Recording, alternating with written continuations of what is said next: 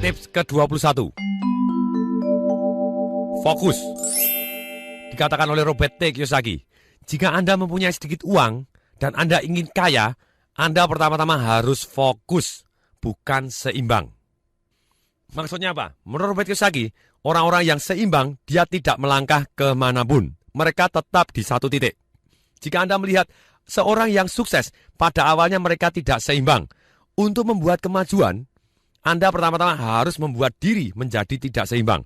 Lihatlah bagaimana Anda berjalan untuk maju.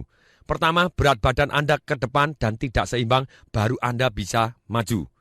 Thomas Alva Edison, dia tidak seimbang, dia fokus.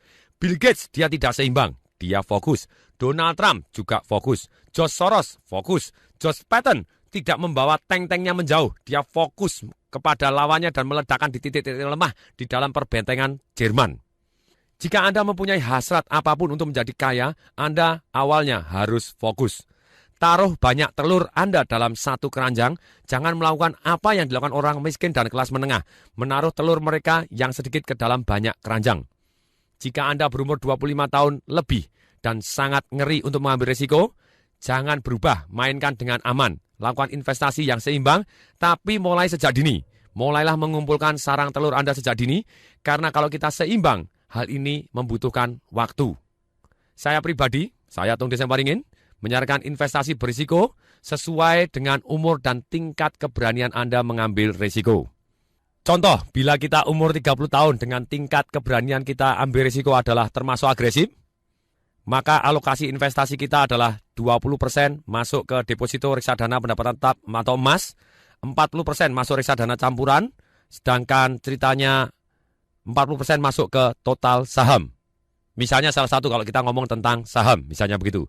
Sedangkan misalnya kalau kita umur 70 tahun, walaupun kita termasuk orang yang agresif, kita tidak diharapkan ambil risiko terlalu besar.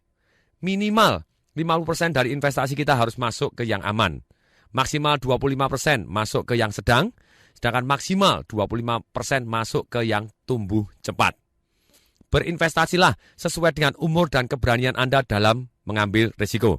Tetapi tetaplah berinvestasi. Dan investasi pertama yang paling penting adalah investasi ke dalam pendidikan Anda. Bagaimana cara bisnis dan cara investasi? Salah satunya ikutin seminar-seminar dari Tung Desem Waringin.